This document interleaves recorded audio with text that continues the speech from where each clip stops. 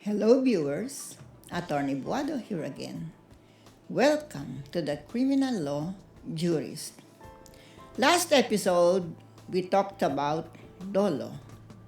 Today, our topic is about culpa and mala prohibita. This is episode 10, part 2, Article 3, How Crimes Are Committed. There are two kinds of crime that are committed without criminal intent, mala prohibita and culpa. Mala prohibita are crimes which are violations of special penal law. These are not really crimes if not for the special law that prohibits it, like drinking liquor during election.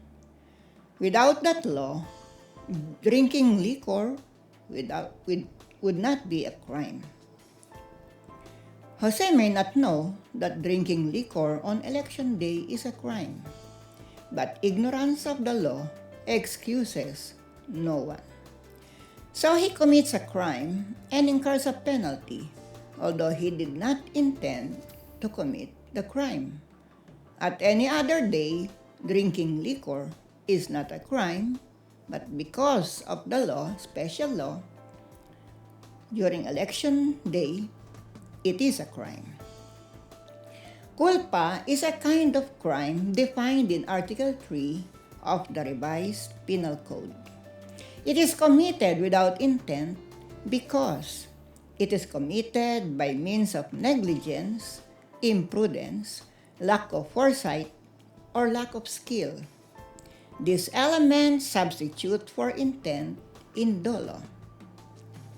What is the test to determine the presence of culpa? The test is this.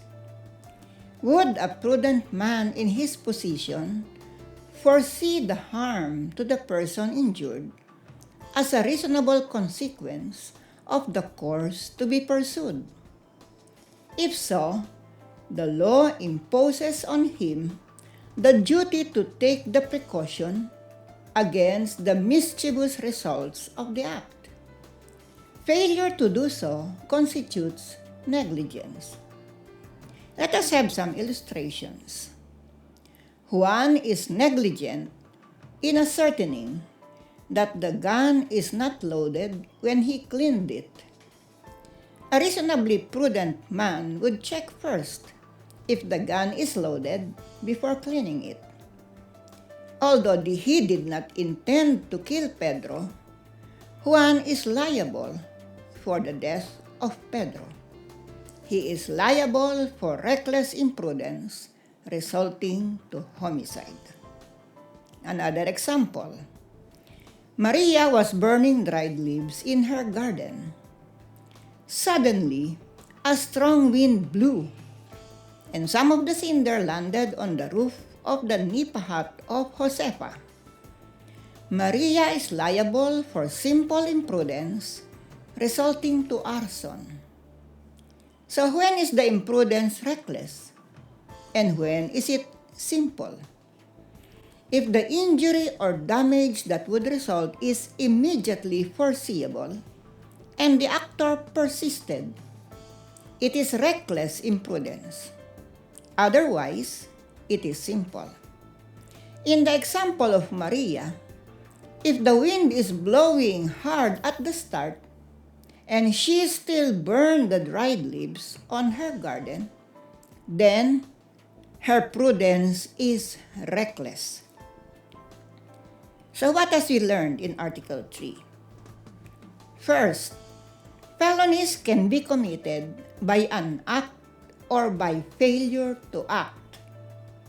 Example of failure to act is not releasing a detained person within the limited number of hours to file a case in court after his arrest under Article 125.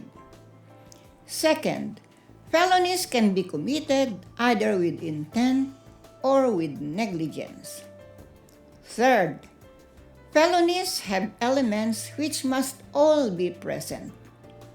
If one is missing, the actor may be exempt from criminal liability, or There may even be no crime committed, like when the mind is not criminal. In the next episode, we will deal with who incurs criminal liability.